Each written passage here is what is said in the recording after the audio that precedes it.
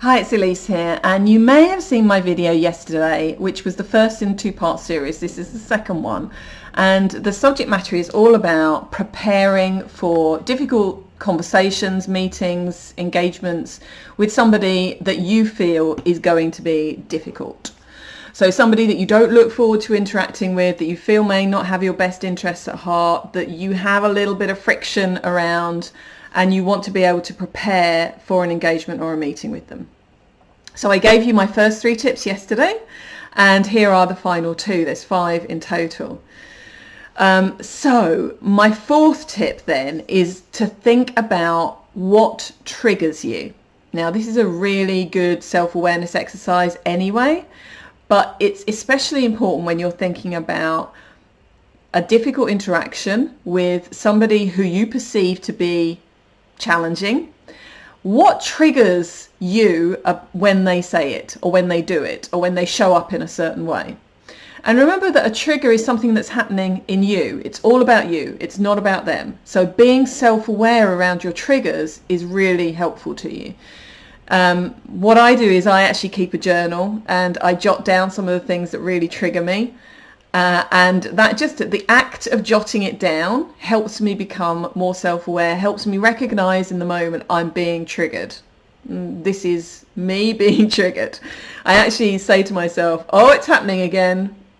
And I kind of try and reboot. So that's my 4th tip.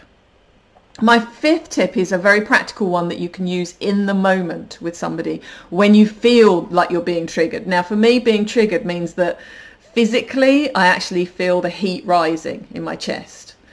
It's a physical reaction for me. When you start jotting down your triggers, you'll start to understand and associating some of those feelings, some of those physical reactions that you get when you get triggered, so it's easier to identify them. But when you are triggered, slow the conversation down.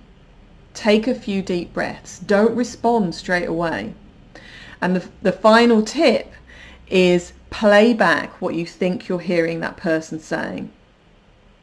In a very non-judgmental, neutral way. You can say something like, I think I heard you say, or I just want to make sure I've got this straight.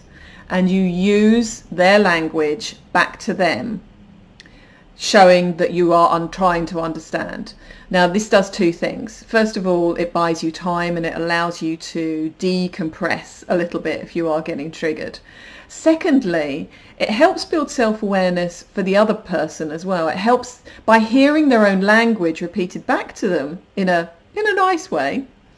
Helps them become more self-aware, and they can actually clarify. They might go, oh no, I didn't mean it in that way, I didn't mean it to come across like that. So this one's a really useful one to help both of you get regrounded around the conversation.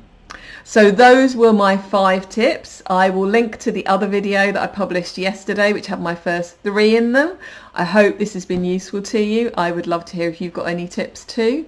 And if you've got any subjects that you would like me to cover in videos, let me know. I love hearing the challenges that you're facing, and I want to deliver as much value as I can. So until next time, thanks.